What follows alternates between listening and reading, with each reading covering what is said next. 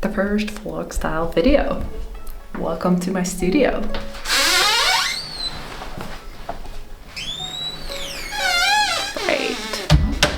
We've been living here for 2 years and it's the state of the studio 1 year after buying my first 3D printer.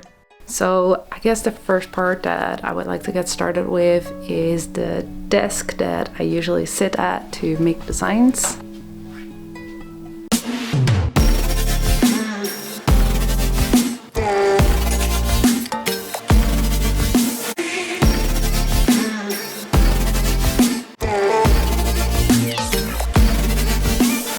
When it comes to desk space, there are two types of work that I'd like to do. On one end is more of the creative work where I'm either assembling the pieces or where I'm sewing them together sometimes, or where I use the 3D pen, or even when I'm just drawing. So you want this space to be quite open, quite large if possible. In my case it wasn't, but you work with what you have. But it's the kind of space where you want your creativity to sprawl. And then the other type of desk space that I use is more of the actual digital work. So that could be 3D modeling the fashion, or it could be updating settings in Cura, or a large part of what I do is actually editing footage, be it photos, videos, etc. for all of the social media. Let's start with this space. This is probably my most recognizable YouTube background. Usually there is a ton of different examples and trials hanging here. Wow. But we're moving out soon, which I'm really glad about. And so the landlord asked me to remove everything from the walls, so if people come and view it, it's nice and clean. I mean, fair enough. So unfortunately, this is a little bit more minimalist than I'm used to. Right now, I'm working on a 3D printed leather jacket. And so I'm trying to puzzle out which goes where and just what belongs where. And I've got this other tool to hang my camera from if I want to just film my hands, usually for TikTok or for Instagram. And then this is my 3D pen. Most of my designs are modular, which means all of these pieces are stuff you put together by just weaving it. As well, if you follow me, then you know that that's more my style. But from time to time I like to experiment, so I did buy a 3D pen to just give it a try and see how it goes. And that is most of my desk. So what's in the drawer? This is the inside of my drawers. And so here I keep a bunch of process books. And just to show or give a bit of an example of what that looks like. For example, this is what I was working on for a bag. And I just scribble all of my ideas down. This was for 3D printed rings. I'm actually wearing that one. I 3D printed it in steel. You can do this yourself at imaterialize.com, linked in the top. So that has been designed here. That was one of them, this one I think. And then for example, this is one of my more recent books, and here I'm going over what I should do for the 3D printed kimono. Each time I make YouTube videos, I kind of script them out here. This is, I have done this one. And I write down the script frame by frame, and I also write down what I need to improve for next time, because obviously I'm still quite new to YouTube. And the kimono perchance is hanging there. It's one of the bigger designs, so I couldn't really fit it in my closet anywhere. And ironically, I never knew this about 3D printed textiles, but it actually wrinkles, so I have to hang it out if I stuff it somewhere. And you can see that it's a little bit wrinkled. So I need to make sure that it's actually hanging, because otherwise it just doesn't turn out well. And same for the different corsets. I've printed 3 so far. This one is glittery, this one is blue and glittery, but glitter inside the filament, and then we've got this white one. And whilst we walk to the other side of the room, think about how to iron 3D printed crinkled textiles. Now that's an interesting challenge. Right, moving on to the next part. This is where I work during my 9-to-5 job, as well as in the evenings or in the mornings where I make the 3D models for the designs, as well as where I edit my video. Moving on to the printer space, and yes, that is next to my bed. Yes, I know, it can't be healthy, but it is all the space that we have. And rather than saying, you know, if I have more money, more space, more whatever, then I'll start. No, just start.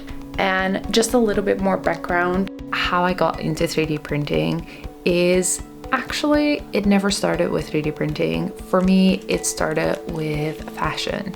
So I've always had an interest in fashion. When I was 14, I begged my parents, please, can I have sewing classes? My parents were like, well, sure. It's a bit of a, you know, difficult class to find when you live in a very small village. And so it took some time to find someone, but we did. And coincidentally, this wasn't a sewing class. It was actually a class about how to draft the fashion patterns and then how to sew them. But actually, during that period with her, I enjoyed drawing the fashion patterns more than I did the sewing. The mathematics that come into creating a basic block, for example, for a t-shirt or for a skirt, I found that fascinating. And the sewing was always like, oh my God, when is it done?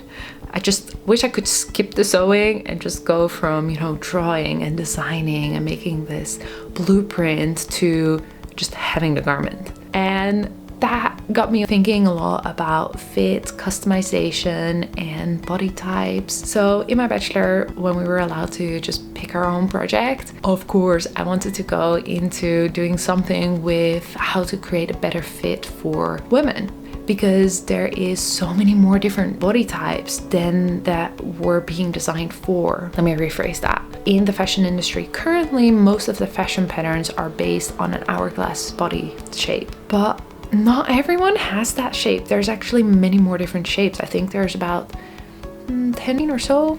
I need to look that up to be precise, but there's many more body types than that is being designed for. And when you're skinny, it doesn't really make that much of a difference, but as soon as you get a bit more curvy, because of how they grade the patterns, you start to see the differences because people don't symmetrically grow bigger. And that is how fashion patterns are designed. So I thought there's such a missed opportunity there. And I saw these 3D printers and I thought, oh my God, 3D printing lingerie. Like customized 3D printed lingerie, that's awesome. That is handling the size of the Ultimakers at that point, which was 20 by 20 centimeters, is not a big thing. So you cannot really make big garments out of that. You have to really cut it up in small pieces. And you know, lingerie is one of the most misfitted items of clothing in a woman's closet, surely. So I thought that was perfect. And from there on, that's now 6 years ago. Arm's getting a bit tired. So that was my uni days. And then after that, I went on to do my master's. And so during this period, I was just using the 3D printers that the uni had available. I did my master's in London and they were a lot less accepting of, oh, can we try this new filament or this new other strange thing? Printing with TPU wasn't really what the architecture students needed, and so they did not appreciate me wanting to change it to flexible filament. Therefore, I didn't print that much during my master's. I did work with a lot of biomaterials, which is really awesome and definitely something that I somehow want to bring back and combine. It's just the flexibility of these filaments is really hard to create with a biomaterial because you can create, for example, you can print with clay or print with chocolate, which I guess counts as a biomaterial. Anyways, those type of printers exist, but none of that is for flexible filaments. So that's a bit more harder. Yeah, so last year I finally, and we're finally getting back to where I was going with this. Last year, I finally took the courage to actually buy the first 3D printer, my own first 3D printer. And it was such an humbling experience. This is the printer I chose. It's the Artillery Sidewinder 2. And part of my letter jacket just finished printing, which is awesome. So I'll take that off. Very exciting. I'm very excited to see what will come up. Oh no, I printed it in the wrong settings. Oh, that's such a waste. Okay, I guess I'll just go with this. Oh well. Anyways, so just a bit more about the printer. The reason why I chose this printer is because it is, if you get it on discount, like 300, maybe 250 pounds, which is really, really affordable for a printer. And it has a build plate of 30 by 30 centimeters, which is actually really nice for fashion.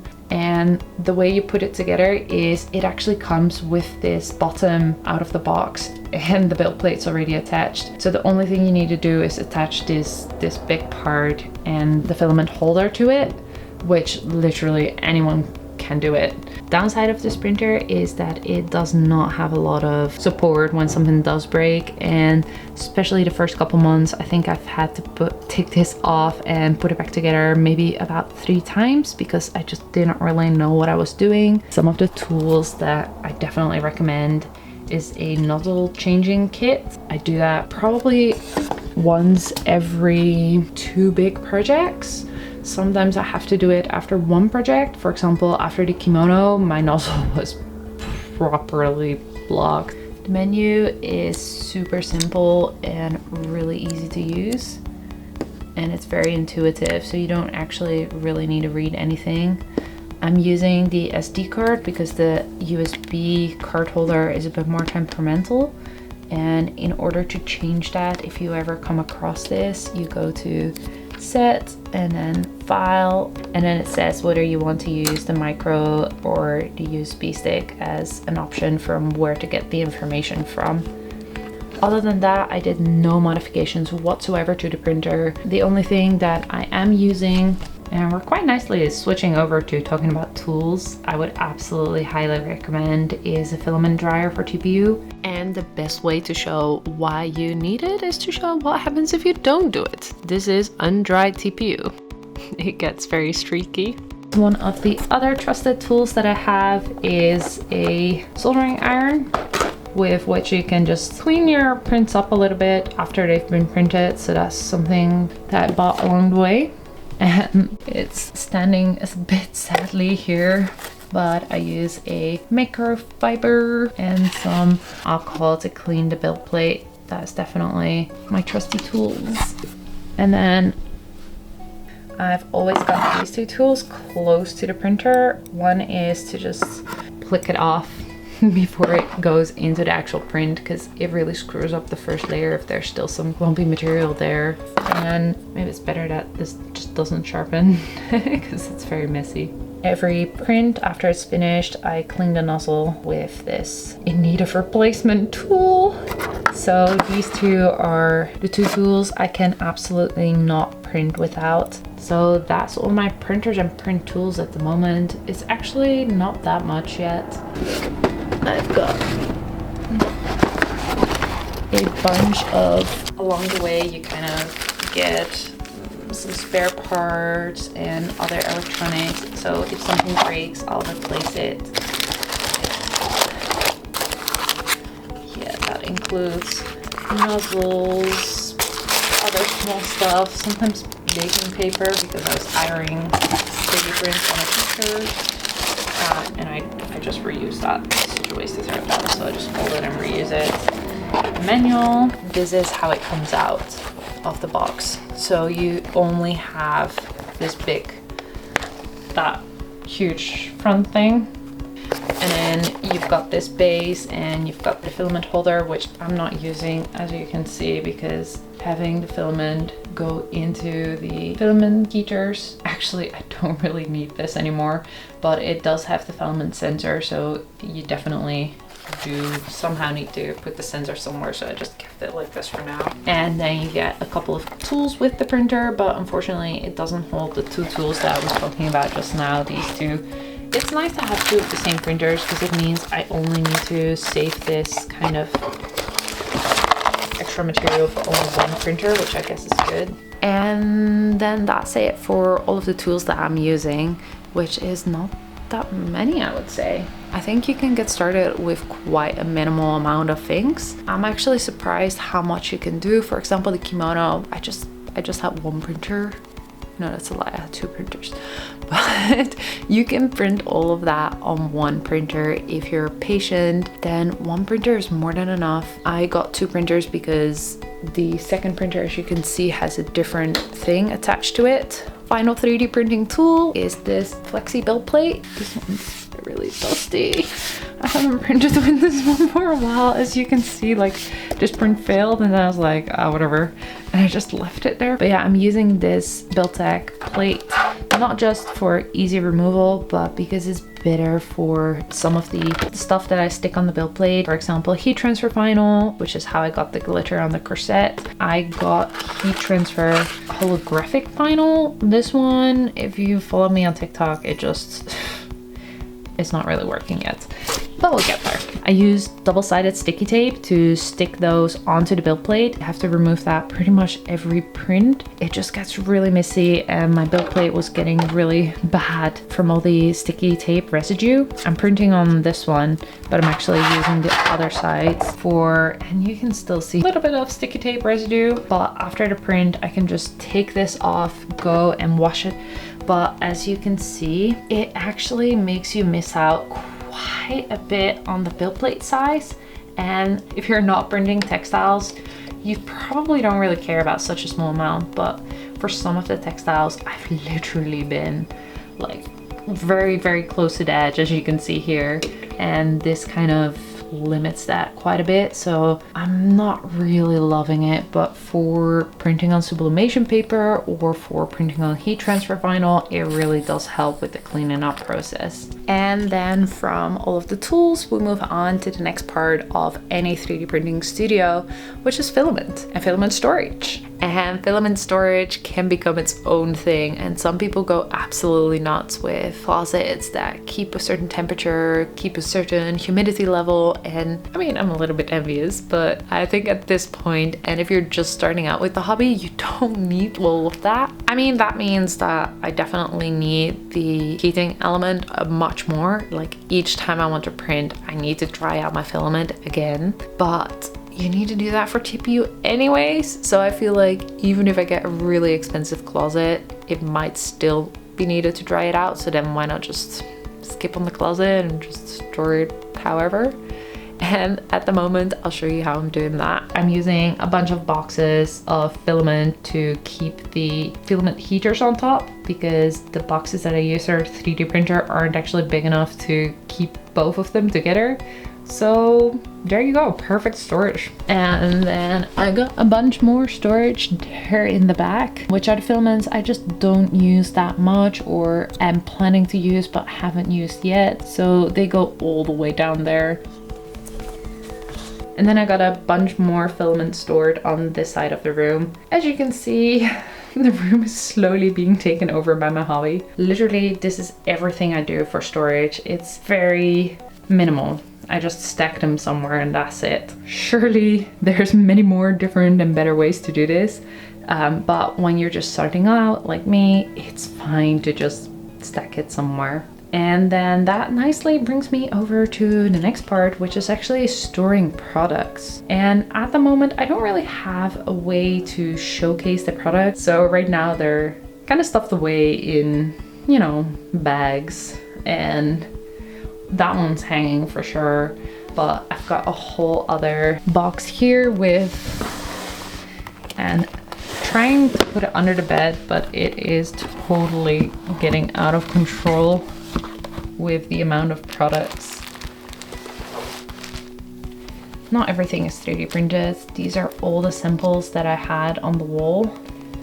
And then these are some of my old bags and other projects. More bags, more samples, more examples. Some of the hoodies, the bras in here. And then I've got a couple more, some of the straps that I'm actually using because they turned out really nice, so I'm quite proud of them. This is the colorful one, which uses which uses sublimation. And then this one uses heat transfer vinyl. And then the last part that I wanted to talk about is, of course, build prints. And for doing this hobby for a whole year now, this is actually all of my filled prints. It fits in one A4 envelope. So surprisingly, there really isn't that much waste. I'll probably show it a little bit better. There you go. And it really is only really filled examples that go in here because I still use them. So I might grab something that is filled to actually experiment sewing on, or experiment, for example, here I was using the filled print to kind of try out different eyelet examples and different closures. Sometimes I just have like a whole batch that completely fills because either the settings of the printer were incorrect and I found out way too late, or because the filament wasn't dry enough.